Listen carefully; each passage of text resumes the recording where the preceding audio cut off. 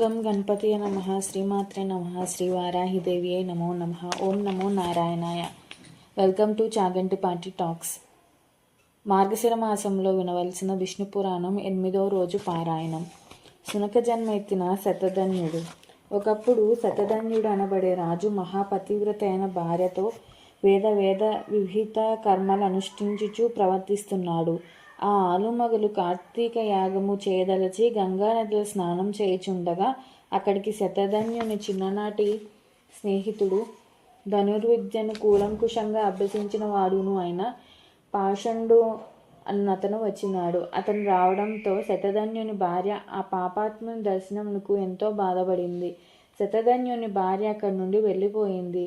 నిర్ణీత స్థలంలో చేరి విష్ణుదేవుణ్ణి ఆరాధించసాగింది. స్నేహితునికి వీడుకోలు చెప్పినాడు. అతని నిజ భార్యను చేరి రాజధానికి వెళ్ళాడు. చాలా కాలము ప్రజలను కన్నబిడ్డలుగా చూసుకుంటూ పరిపాలన సాగించాడు. అనంతరం కరుణించినాడు. పాషాణ్యునితో మాట్లాడినందువలన శతధన్యుడు విదిశాపురమునందు కుక్కయ్య జన్మ ఎత్తాడు. అతని భార్య కాశీరాజు కుమార్తెగా జన్మించింది. ఆమెకు గత జన్మ జ్ఞాపకాలతో పెరుగుతోంది. ఆమెకు యుక్త వయసు వచ్చినది. తనకు భర్త కాదగిన వారిని గురించి ఆలోచించినది. తన భర్త శతధన్యుడు కుక్కయ్య జన్మించినట్లు తెలుసుకున్నది. అప్పుడు తన తండ్రితో ఆత్మబంధువులను చూసి వస్తానని చెప్పి విశదాపురానికి వెళ్ళింది. శతధన్యుడు వివిధ రకాల జన్మలు ఎత్తినాడు. విశదాపురం నందు కుక్కగా తిరుగుతున్న శతధన్యుని కలుసుకున్నది. అతని భార్య, నాథ, గత జన్మలో పాపాత్మునితో మాట్లాడినందువలన ఈ విధమైన నీచ జన్మకు తలవంచాల్సి వచ్చిందని చెప్పింది. అందుకు ఆ కుక్క ఏమీ తినకుండా శుష్కించిపోయినది. క్రమేపీ పూర్తిగా శుష్కించి మరణించినది. ఆ తదుపరి కోలాహల పర్వతముల వద్ద నక్కగా జన్మించింది. అది గ్రహించిన అతని భార్య అక్కడికి వెళ్ళింది. నక్కను కలుసుకున్నది. గత జన్మలో తెలిపిన విషయమును విశదీకరించింది. అది వినిన నక్క కూడా తిని మానేసింది, శుష్కించిపోయింది, మరణించింది. ఆ తదుపరి తోడేలు జన్మ ఎత్తడం జరిగింది. తోడేలు కూడా ఆ వార్తను విని శుష్కించి మరణించింది. అనంతరం నెమలి అయి జన్మించినాడు. అనంతరం ఒక బోయవాడు నెమలను పట్టి తెచ్చి కాశీరాజునకు కానుకగా ఇచ్చాడు. ఆ నెమలి తన భర్తగా గుర్తించింది. కాశీరాజు కుమార్తె దాన్ని అమితమైన ప్రేమతో పెంచసాగింది. కానీ నెమలి కూడా మరణించింది. తదుపరి జనక మహారాజునకు కుమారుడై జన్మించినాడు. తదుపరి కాశీరాజు కుమార్తెకు స్వయంవరం చాటించారు. రాజు ఆ స్వయంవరమున ఆమెను మోహించాడు. జనక మహారాజు తనయుడు ఆ స్వయంవరం నందు కాశీరాజు తన భర్త అయి జనక మహారాజు కుమారుని వివాహం ఆడినది. పాషాండుతో మాట్లాడిన కారణంగా ఇన్ని బాధలకు గురి అయినాడు శతధన్యుడు. కకుద్మి జననము. రేవతుడు అనబడే రాజు కుశస్థల అనబడే రాజ్యమును పాలించుచుండెను. అతనికి 100 మంది కుమారులు కలిగిరి. వారిలో పెద్ద కుమారునకు కకుద్మి అను కుమార్తె కలిగిను.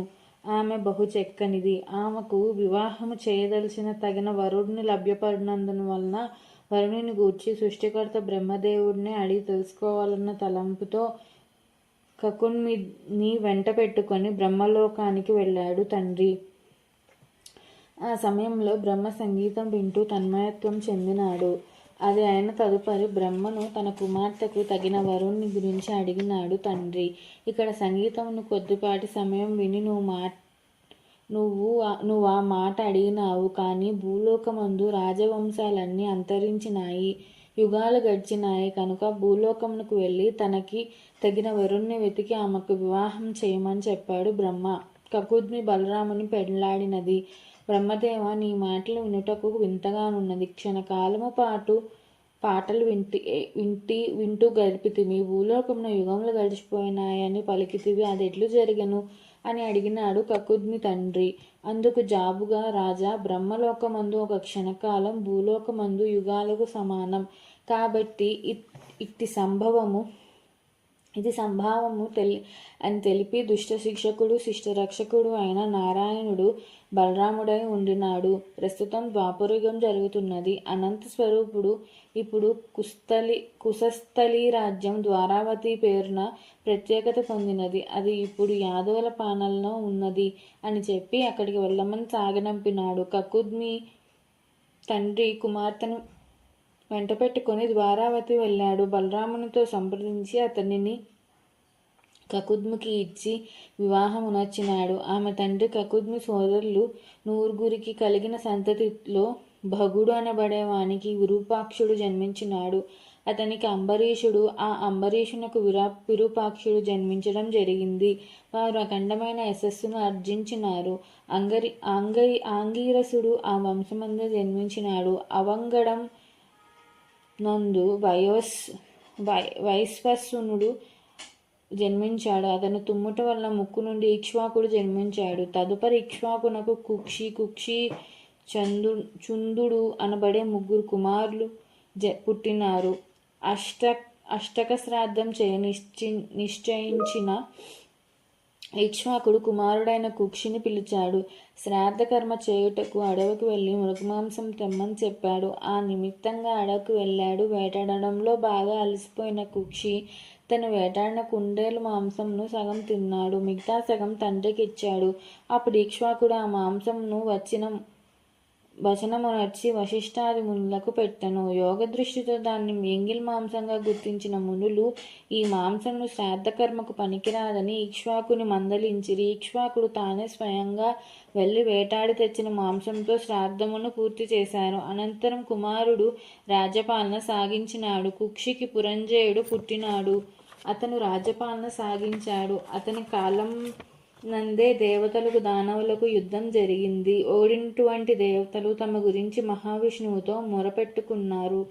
దేవతలు పురంజయుని వేడుకొనుట. దేవతలారా, భూలోకంలో పురంజయుడు అనబడే రాజు ఉన్నాడు.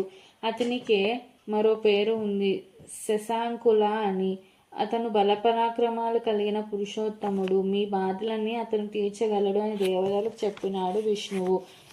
శ్రీహరి సలహాను అనుసరించి దేవతలందరూ పురంజయుని వద్దకు వెళ్ళారు. తమ బాధలను వివరించుకున్నారు. శ్రీహరి సలహాను అనుసరించి తాము వచ్చినట్లే చెప్పినారు. పురంజయుడు రాక్షసులను జయించుట.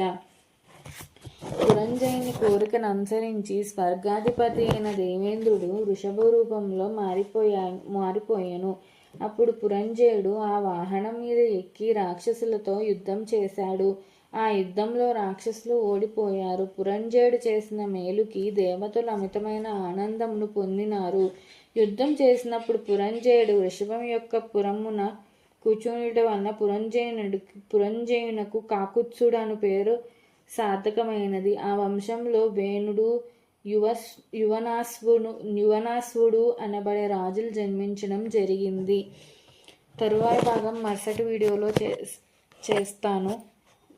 నా వీడియో మీకు నచ్చినట్టయితే లైక్ చేయండి. అలానే మా ఛానల్ని సబ్స్క్రైబ్ చేసుకోండి. Please subscribe our channel. Thank you. Om నమో నారాయణాయ.